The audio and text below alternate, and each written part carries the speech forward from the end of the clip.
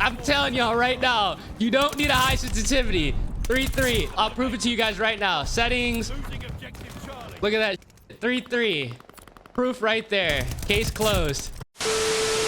Yo, welcome back to the channel, everyone. And in this video, we're gonna be going over the absolute best settings to use here in Season 4 of Call of Duty Vanguard. If you guys are truly trying to improve your aim, accuracy, and gun skill, this is the video for you guys. Now, I also have a double V2 rocket in this video to back up these settings and prove that they are effective. So with all that being said, the like goal on this video has to be 400 likes. And if you guys do find this video helpful, make sure you subscribe to the channel and turn those post notifications. Let me know down in the comment section right now, what are your sensitivity settings you guys are running here in Vanguard. Now, as you guys can see here, I play with an Xbox Elite controller on PC. I have one paddle on the back and that's set to jump. These settings are gonna work no matter what type of controller you guys have, so you don't have to worry about that. Now, you guys can also see here, I play on a 3 horizontal as well as a 3 vertical stick sensitivity. Yes, that is correct. I play on a very low sensitivity setting. As you guys saw from the intro clip, and which you're also going to see in the gameplays, you can actually play Vanguard on a low sensitivity and get down and get the job done, aka drop a V2 rocket. I don't know why people think you have to play on a 10 plus on this game. It's not needed. Accuracy is key, especially in Vanguard, because all the weapons have little to no recoil and they also kill incredibly quickly. So you want to make sure you're placing your shots accurately and effectively and quickly so you guys can win more gunfights. As you guys can also see here, my custom sensitivity per zoom is going to be on 0.7. This is going to be mandatory if you guys are struggling at taking players out at longer ranges, because that's where players are going to fall short. Anybody can take somebody out at close range. It's those medium to long range gunfights people struggle at and feel that their weapons are just not working for them. That's where you need to improve. The reason I went ahead and dropped this to a 0.7 from the 1 default is so there's less stick play in my controller, so I can accurately place my shots at longer ranges. It doesn't matter what gun I have, whether it be an assault rifle, a low recoil assault rifle, a higher recoil assault rifle, or an SMG, putting a 0.7 dead zone is going to be the perfect way to go ahead and allow you to go ahead and take people out at longer ranges, as well as these low zooms set to 0.7. So make sure you guys go ahead and drop these from the 1 to the 0.7 if you guys want to go ahead and truly improve your aim and accuracy at longer ranges. Now, for my button layout, I am playing on tactical. This is going to be the absolute best button layout to run in this entire game. It does not matter if you guys have an Xbox Elite or a scuff-like controller with paddles on the back. Tactical is going to be the way to go, so you guys can get in and out of cover a lot quicker, and also make sure you're staying alive a lot longer because you can perform a drop shot, making sure you guys can win gunfights at close range. This is definitely going to be the way to go. I don't know why people play on standard or any of the weird settings for this. Tactical is going to be what you guys want to run, so make sure you guys have this equipped.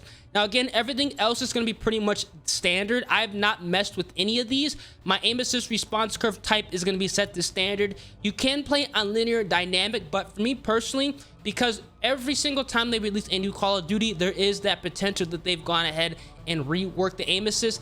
I'm not trying to have to learn anything over again, so I keep all of this standard, but you can put linear dynamic. Honestly, these settings are going to work better with those, but for me personally, I have everything on standard. Again, controller vibration is turned off. This is going to be a setting that you guys want to either have on because you like the vibration, or you just might not like it after shutting it off and keeping it off. This is going to be personal preference. Honestly, the rumbles, it throws off my aim and accuracy at longer ranges. So if you guys are struggling with long range engagements, try turning off your vibration. It might actually make a huge difference. Now, as far as gameplay settings go, I have all these as default. The only thing I have changed is I do have automatic tactical sprint enabled, just so I can get around the map quicker and just get into action faster. That's the only reason why I have it enabled. And honestly, I think a majority of people have automatic tactical sprint enabled on Call of Duty Vanguard. But again, everything else is going to be pretty much the same. Now we're going to go over to the audio settings, which are going to be very important and honestly underrated in this game. If you guys have a headset, doesn't matter what type of headset you have, I have Astro 840 TRs, you're going to want to go ahead and tweak your audio settings accordingly. Now, the master volume, I have it set to 100. The music volume, I have it set to 50% because I do not want to have this drown out the game audio and potentially get me killed on a gun streak, or just knock me off of a high gun streak, maybe 30 plus or so. That's why I have this reduced. My dialogue volume is going to be set to 100 because I want to hear the voice cues just in case there's a glide bomb coming in or a bombing run. I want to know what's going on the map. Sound effects are set to 100. Now again, I have all these again set to default. The audio mix, I have changed this. This is going to be set to home theater. Some people have on TV speaker, headphones, or night mode. If you guys have a headset, doesn't matter what type of headset, but if it is a higher quality gaming headset like Turtle Beaches or Astros, definitely go ahead and put on home theater. It's going to give you a more immersive sound and a more in the action feel, and be able to hear footsteps, gunfire, and pinpoint where people are a lot easier, in turn going ahead and allow you to win more gunfights and stay alive longer, which is going to be huge. Again, everything else is going to be pretty much the same, and this is going to be kind of dependent on what type of audio system you have equipped for your setup. Now for the graphics settings, you guys can see here I play full screen borderless as my display mode. This is because I make content. If you guys are not making content and just playing the game, full screen is going to be a better option. I'm able to switch between my scenes a lot easier with full screen borderless. That's why I go ahead and have this equipped. Now for the monitor, I do play with a gaming monitor. I have an Asus TUF gaming monitor. This is going to be an 144 hertz monitor, and I absolutely love it. If you guys are trying to leave the TV's monitor and go to an actual gaming monitor, this is something I definitely recommend. It's affordable. It's 200 bucks. It's not going to break the bank, and it's going to make a world of difference. I used to play on a TV monitor up until Call of Duty Cold War, and it drastically changed how I played the game. Now again, everything else is going to be pretty much set to what your personal PC can handle or your console, so this is going to be kind of irrelevant under the rest of these settings. Now for the quality settings, again, this is going to be kind of irrelevant depending on what type of PC you have. I have a lot of my stuff set on high. I actually have some stuff turned on low. Just depends on, like I said, your PC and what you're trying to do within the game, regularly playing or making content.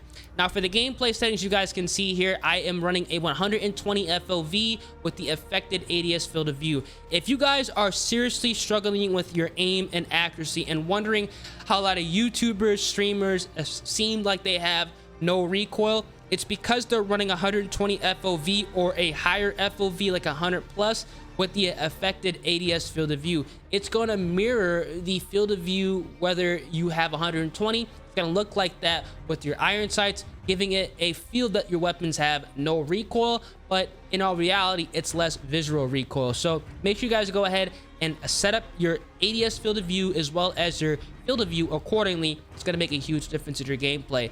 Everything else is going to be pretty much the same. Now I do have the world motion blur turned off, as well as my weapon motion blur. That's all going to be shut off. This is going to make your game feel hazy. It's going to make it feel just disgusting, and overall just throwing you off, especially if you guys are running and gunning and playing aggressive. Your screen is going to be shaky and just distorted, so you definitely want to have this shut off. But these are going to be the best settings to run here in Vanguard. I want you guys to go ahead and change your sensitivity setting to a lower setting. I know a lot of people like to play on 6, 7, 8, 9, 10. Drop it to a 3 if you are struggling with your aim and accuracy at longer ranges. It's going to make a world of difference, and also make sure you guys go over to your custom sensitivity per zoom and drop this to a 0.7.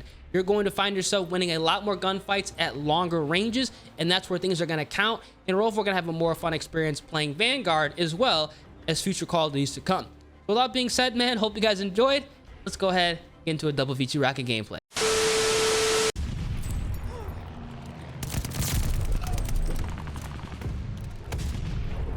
Enemy running recon. They got eyes in the sky. Grabbing supplies. They have counter recon jamming us.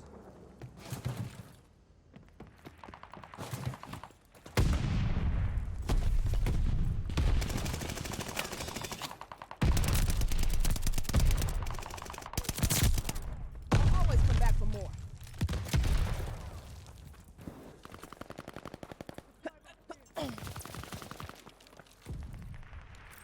Losing objective Charlie. Counter recon plane ready for mission.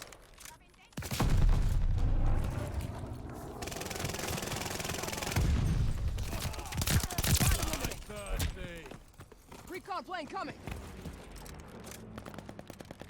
Feels like they don't have a full team. Taking Charlie. Yep. Bonds are flipping.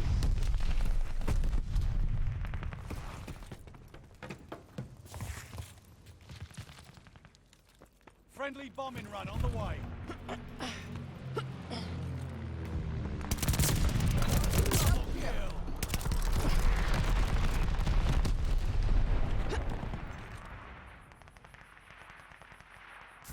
Why does it feel like they don't have a full team though?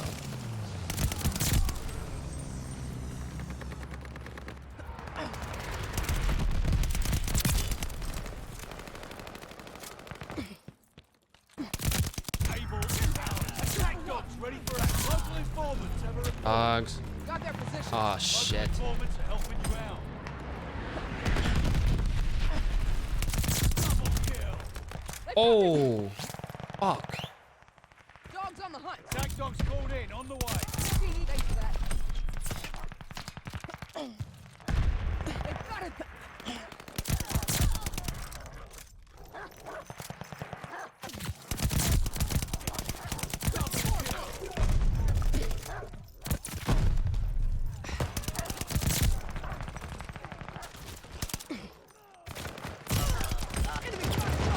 Friendly bombing run on the way.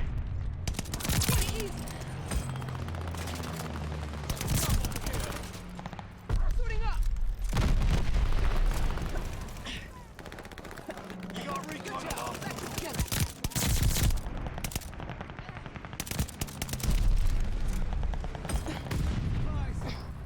Got the supplies.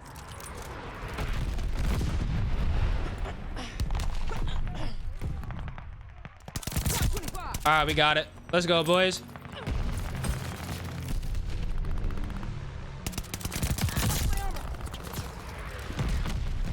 I must have got a triple kill back there. I thought I was 2 off, not 1. Keep pushing and we might have We got plenty of time too. I might just go for a gun streak. I don't think I'm gonna. Well, spoke too soon. Tossing the sticky bomb. We got time. I think we got time for. losing objective able. I don't know. Watch the thermite. They're overpowering us. Take those positions. I mean, we might have time for a double. I don't know.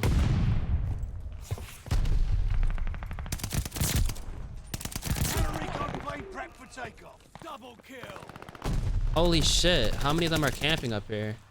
There's like 4 of them up, dude. Baker. 5 eliminate. Under fire.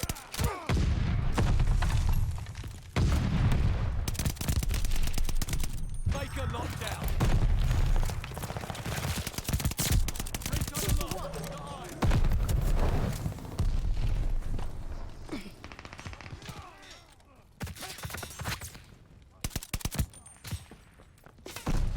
I'd love it. They're taking Baker. Huh?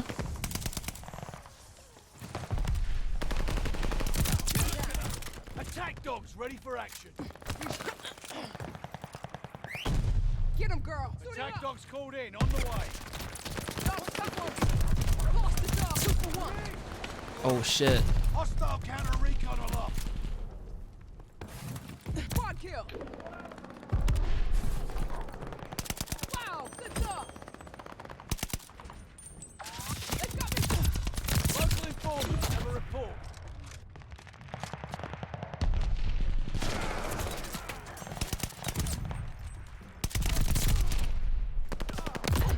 They killed the dog.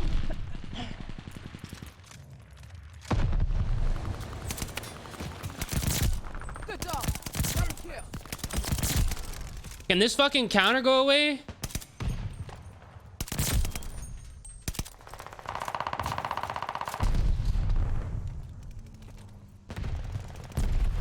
Gotta push up.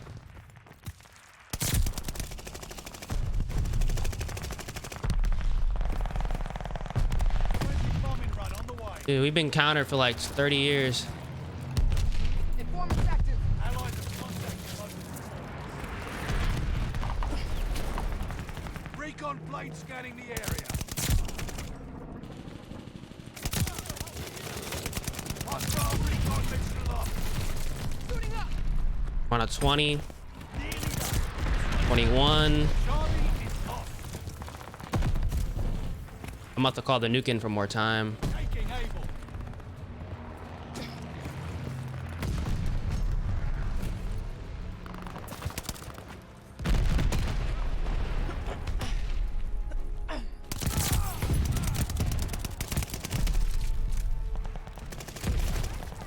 V2 incoming.